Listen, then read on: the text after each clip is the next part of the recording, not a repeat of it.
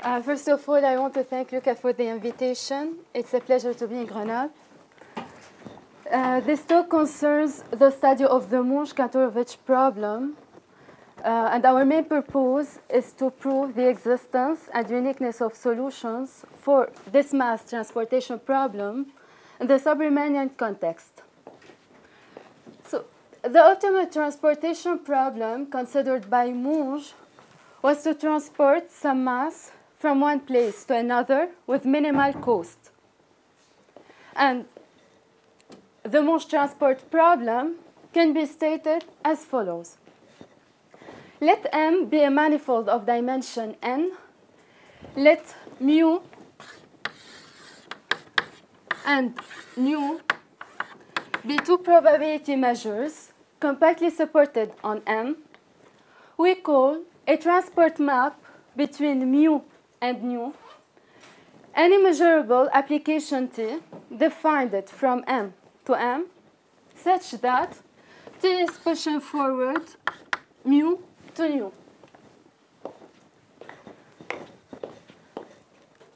We consider C the cost function, which denotes the cost of transporting a unit of mass from a position x to a position y.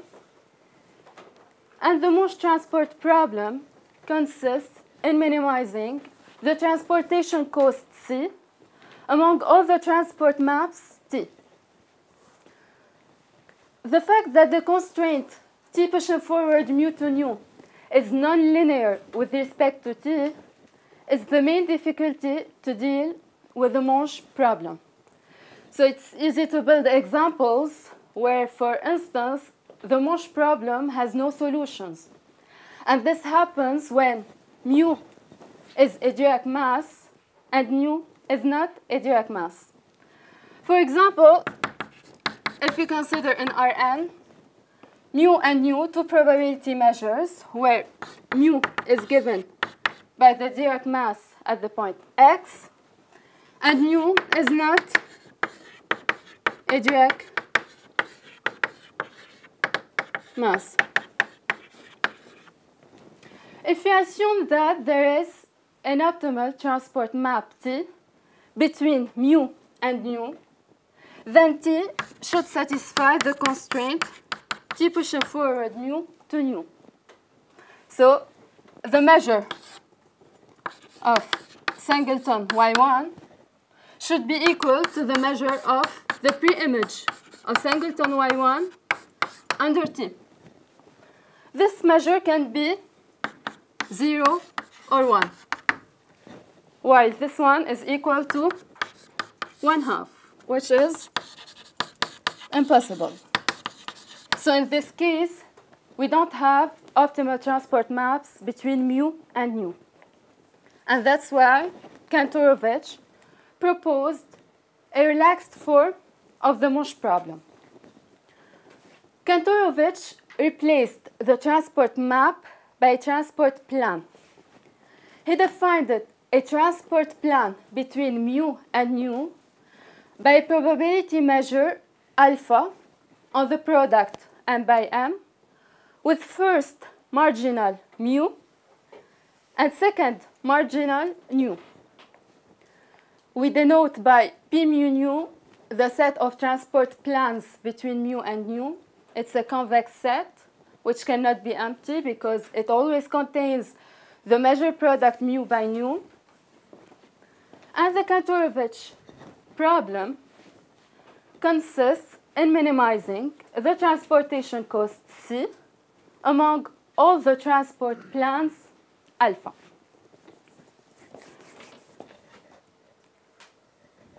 The following theorem shows the existence of optimal transport plans solution for the Kantorovich problem. In fact, if we assume that the cost function C is continuous, then there is at least one optimal transport plan between two probability measures mu and nu compactly supported on the manifold M. And this result is a consequence of the weak closure of the set P mu nu with the continuity of the cost function C. Moreover, we notice that by considering T a transport map between mu and nu, we can define a transport plan alpha between mu and nu such that alpha is given by the following formula. So we say that alpha is induced by the transport map T, and this shows that the Kantorovich problem is more general than the Monge problem. We say it's a relaxation form of the Monge problem. Practically, the Monge problem consists in transporting each mass as it is. So, each mass at some position x is sent to a unique point T of x by a transport map T. While the Kantorovich problem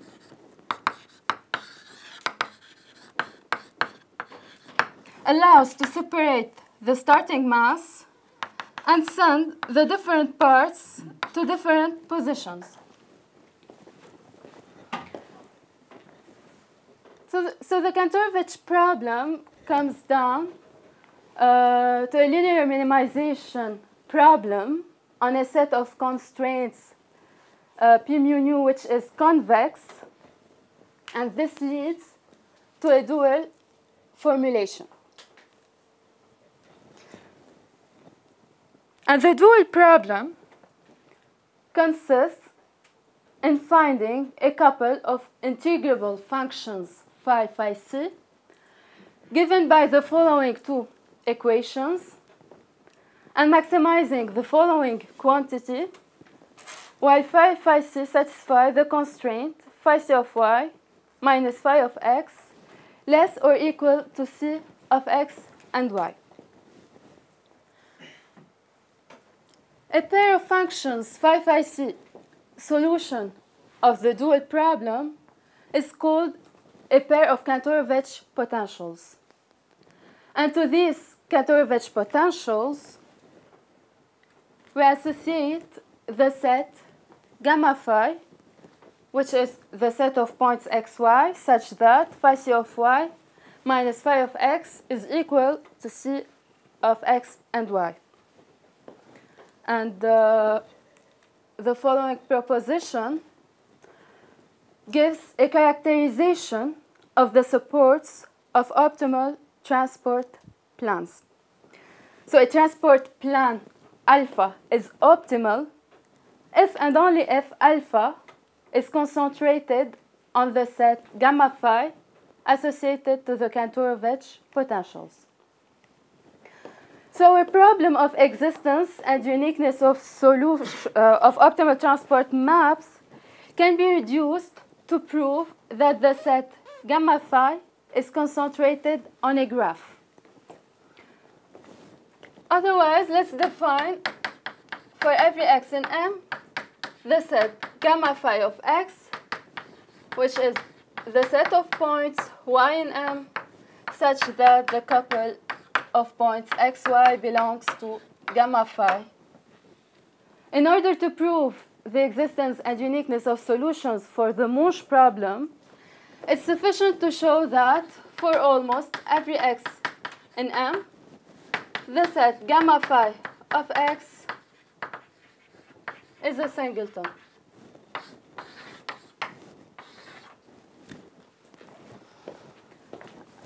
Our work concerns the study of the Monge transport problem in sub-Riemannian structures.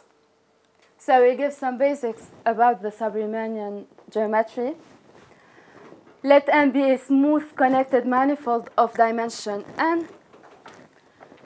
We define on the manifold a sub-Riemannian structure of rank M by a pair delta G, where delta is a totally non-holonomic distribution of rank M, and G a smooth Riemannian metric on the distribution delta. We say that delta is totally non-holonomic if for every point x in M, there are an open neighborhood of X and a local frame of the distribution such that the Lie algebra of x1, xm, evaluated at the point y, generates the tangent space of M at y. So delta satisfies the Hermander condition.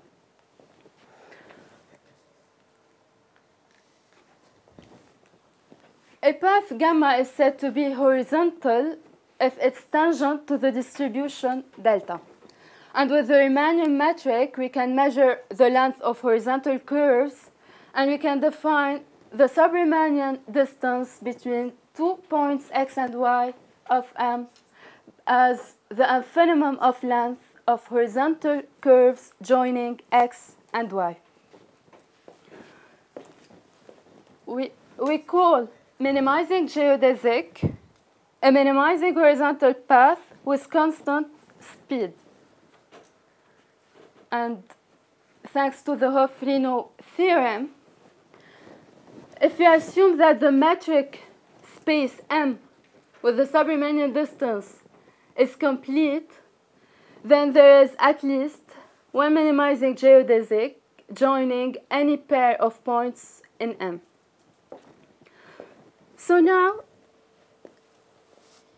we turn our attention to the Monge transport problem in sub-Riemannian structures. So let's consider M, a manifold of dimension n, equipped with the complete sub-Riemannian structure delta G of rank M. The Monge quadratic sub-Riemannian problem consists in finding a transport map T, minimizing the transportation cost C, where C is given by the square of the sub-Riemannian distance. Brenier showed the existence and uniqueness of solutions for the Monge quadratic problem in the Euclidean case, and then McCann provided the solution for the Riemannian case. And these types of results were based on the local Lipschitzness of the sub-Riemannian on the cost function, the squared sub-Riemannian distance. Sorry. These results were based on the local Lipschitzness of the cost function in the Riemannian case and in the Euclidean case. And the main difficulty appearing in the sub-Riemannian setting is that the sub-Riemannian distance is not, in general, locally Lipschitz. So, in order to prove the existence and uniqueness of solutions for the Monge quadratic sub-Riemannian problem, we have two different methods. The first method is a generalization of the Brenier-McCann method. We have several results of Ambrosio and Rigaud, Agrachev and Lie, and Figalli and Rifford that prove the existence and uniqueness of solutions for the Monge quadratic sub-Riemannian problem if the squared sub-Riemannian distance is locally Lipschitz outside the diagonal. And the second method is a new technique developed by Cavalletti and Huesmann based on a new contraction property of the measure on non-branching spaces. So in the following, I will state these two methods with their proofs. And I will start by the first method, and I will state the result of Figalli and Rifford considered as a sub-Riemannian version of the Brenier-McCann theorem. So let's consider M a manifold of dimension n equipped with the sub-Riemannian structure of rank M. Without loss of generality, we may assume that we work in Rn. Let mu and nu be two probability measures compactly supported on M. And let phi C be the pair of Kantorovich potentials, solution of the dual problem. Figalli and Rifford showed that if we assume that the cost function given by the squared sub-Riemannian distance is locally Lipschitz outside the diagonal, then there is a unique optimal transport map T between mu and mu.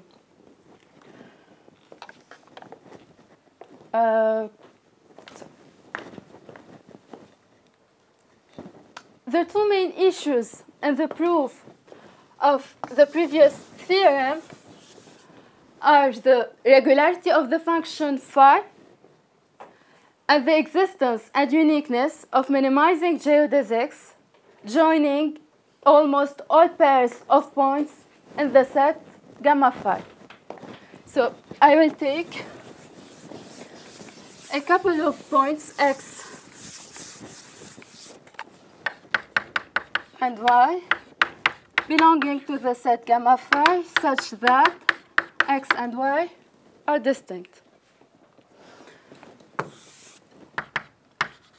By the definition of the Kantorovich potentials, we can put on the graph of the squared sub-Riemannian distance at the point x a function, a support function depending on the function phi.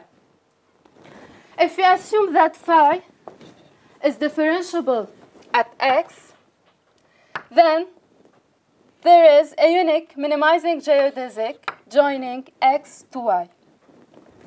And moreover, y is given in terms of x. So we can conclude that every x is sent to a unique point y, image of a transport map T. So it remains to prove that phi is differentiable almost everywhere on M. And this regularity property of phi is a consequence of regularity assumption made on the cost function. So we have assumed that the cost function is locally Lipschitz outside the diagonal. By the definition of the Kantorovich potentials, we obtain that phi is locally Lipschitz on M. Using the Rademacher theorem, we conclude that phi is differentiable almost everywhere on M, and we obtain the desired result. And I have to mention that on the diagonal, the existence and uniqueness of optimal transport maps is a consequence of a Ponsur-Rademacher theorem without any assumption on the cost function.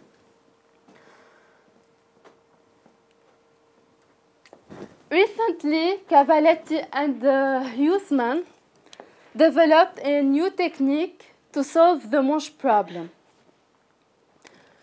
They showed the existence and uniqueness of an optimal transport map T on non-branching metric measured spaces, verifying a new contraction property of the measure denoted by assumption 1.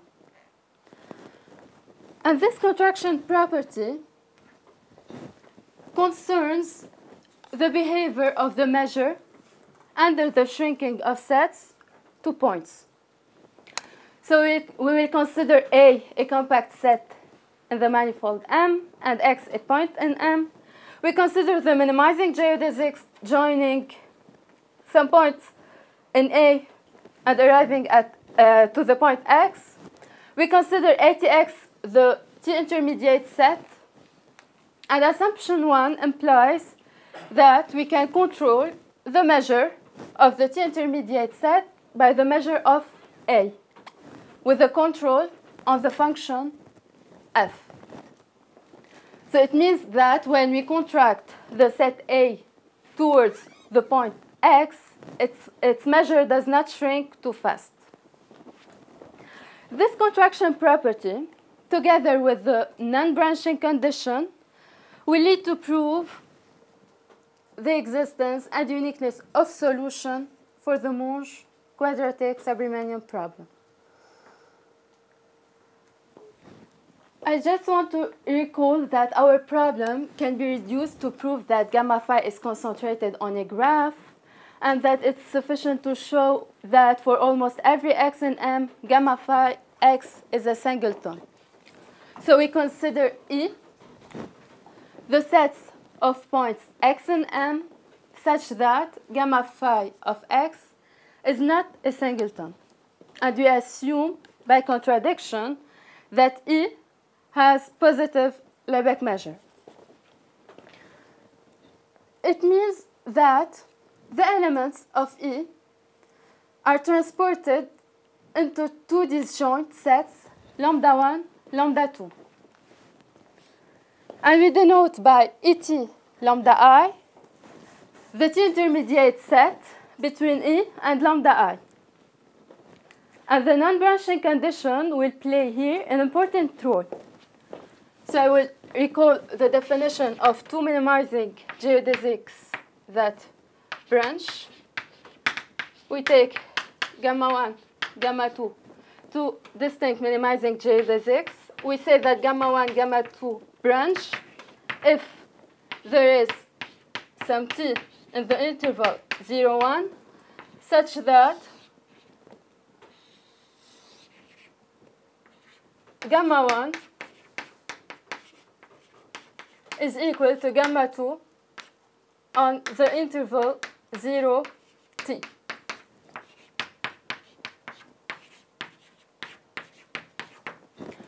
Thanks to the non-branching condition, branching at starting points belonging to the set gamma phi does not happen almost everywhere. And this implies that the T-intermediate set, Et lambda 1, Et lambda 2, are disjoint on the interval 0, 1. Now we compute the measure of the set E. It's bigger than the measure of Et lambda 1 union Et lambda 2 when t tends to 0. Since these two sets are disjoint, we obtain this equality. And now we apply the contraction property given by assumption 1 on each T-intermediate set. The control we have on the function f implies that the measure of E is equal to 0. So we can conclude that for almost every x in M, the set gamma phi of x is a singleton.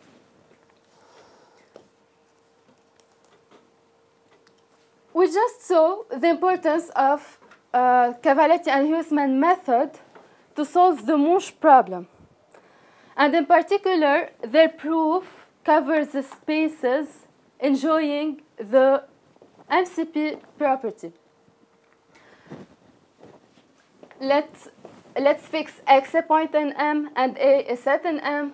We consider the minimizing geodesics joining x to some point in A and ATX, the T-intermediate set. The MCP property allows us to control the measure of the set ATX by the measure of A. So the MCP property implies our assumption 1.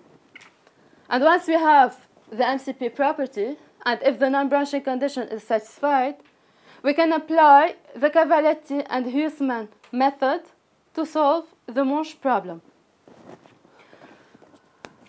We have a result of Rifford that showed that we have the MCP property on Carnot groups where the sub-Riemannian distance is locally semiconcave outside the diagonal. So the aim of this part is to study suitable regularity assumption, guaranteeing the validity of Cavalletti and Huesmann method on more general sub-Riemannian structures. So it's a joint work with Ludovic Rifford. I will give the main ideas of this work. we consider M a manifold of dimension n equipped with a complete sub-Riemannian structure of rank M. Without loss of generality, we may assume that we work in Rn and that locally the distribution delta is generated by the vector fields x1, xm. We denote by f the sub-Riemannian distance pointed at the origin 0. We will assume that f is sufficiently regular, so everything will be well defined. And we define z, the horizontal vector field, by the opposite of the horizontal gradient of f. And we consider phi z the flow of z. For any measurable set A, we denote by AT the image of A by the flow of z at time 1 minus t. And to measure the variation of the volume along the flow of z, we have, by the definition of the divergence, the following formula. So we claim that we have a lower bound on the divergence of z. So we can obtain this inequality given in terms of the measure of the set A1 minus t and its derivative. And using the Granville lemma, we obtain that we have the MCP property of the form MCP 0n for some positive constant n. So in order to obtain the MCP property, we proceed to prove our claim. We start by computing the divergence of the vector field z. It's given in terms of the horizontal Hessian of f and the gradient of f.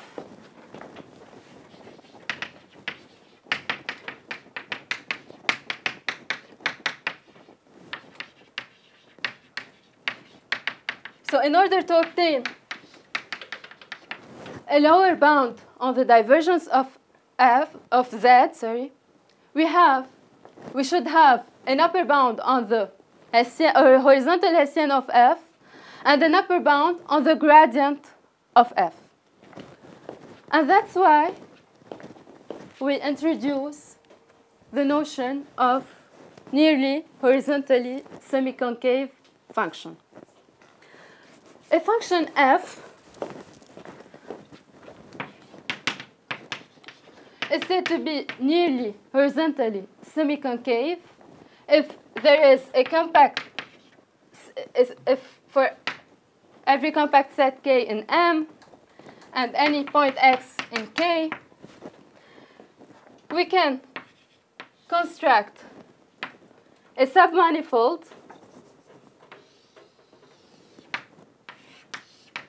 of rank M tangent to the distribution at the point X. So, and for every point Y on the submanifold, we can put a support function of class C2 on the graph of F with a uniform control of the C2 norm. So it means that F is semiconcave on a submanifold tangent to the distribution at the point X.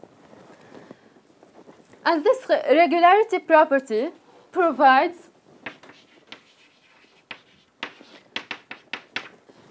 an upper bound on the horizontal Hessian of F.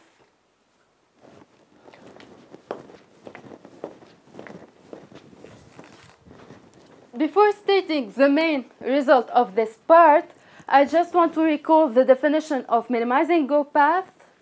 So a minimizing go path gamma is said to be a minimizing geodesic gamma is said to be a minimizing go path if it admits an abnormal left psi, which annihilates the Lie brackets delta by delta. And the following proposition shows that in absence of minimizing go paths, the squared sub-Riemannian distance is nearly horizontally semiconcave.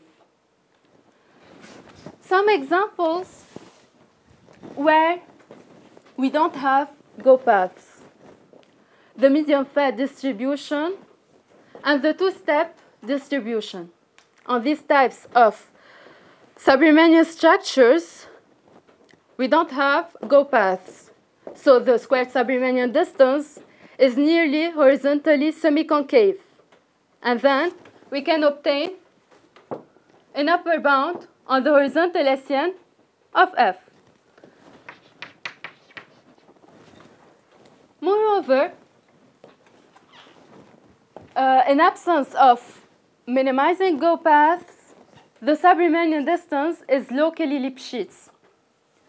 So we can obtain an upper bound on the gradient of F. And in this case, we obtain the lower bound on the divergence of Z. So I will state the main result. On two-step sub-Riemannian structures, the MCP property is satisfied for some positive constant n. And in the case of Carnot groups, the homogeneity allows us to extend this result on medium fat Carnot groups. And as we have already seen, the proof of these two theorems are based on the nearly horizontally semiconcave property of the sub-Riemannian distance and on the Lipschitzness of the sub-Riemannian distance in absence of minimizing go paths, which allows us to give a lower bound on the divergence of Z and to obtain the desired contraction property. So, thank you for your attention.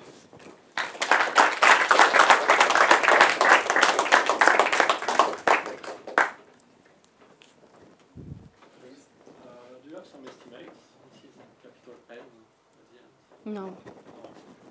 No. There is no hope to get estimate from you? In fact, sorry.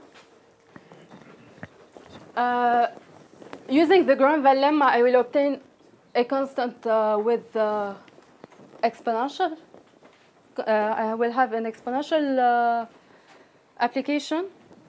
And I just put a control on the exponential to obtain this n. I don't have any estimation. What is interesting here is to find that we have the MCP. Yes. I didn't work on computing or estimating n. I just want to prove that we have the MCP property, and then I will try to solve the Monge problem. So, yeah, okay. So, can you have trivial go trajectories? Trivial? Trivial in the sense the trajectory that does nothing stays. Yes, yes. So you say that you should not have... But in this case, even trivial minimizing geodesics are not go paths. No, but I mean step 3, for example, the trivial geodesic. Yes, are... but... so the method does not work in this case? I don't think so. In the case of step 2, in dimension 3, in general, we use the Figalli and Rifford method because we have the local Lipschitzness of the sub-Riemannian distance, and we can apply the other method. But the important in the Cavalletti-Huesmann method is to prove that even if we have singular minimizing geodesics, or our strategy is to extend this method on sub-Riemannian structures where we have singular minimizing geodesics or go paths. So even if the sub-Riemannian distance is not locally Lipschitz, if we only have the MCP property, we can apply the Cavalletti and Huesmann method to solve the Monge problem. So our strategy is to obtain assumptions where we don't have regularity, a property on the sub-Riemannian distance, or where we only have horizontal assumption on the sub-Riemannian distance.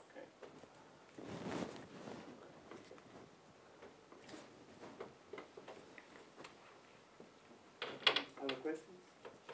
If not, we thank again.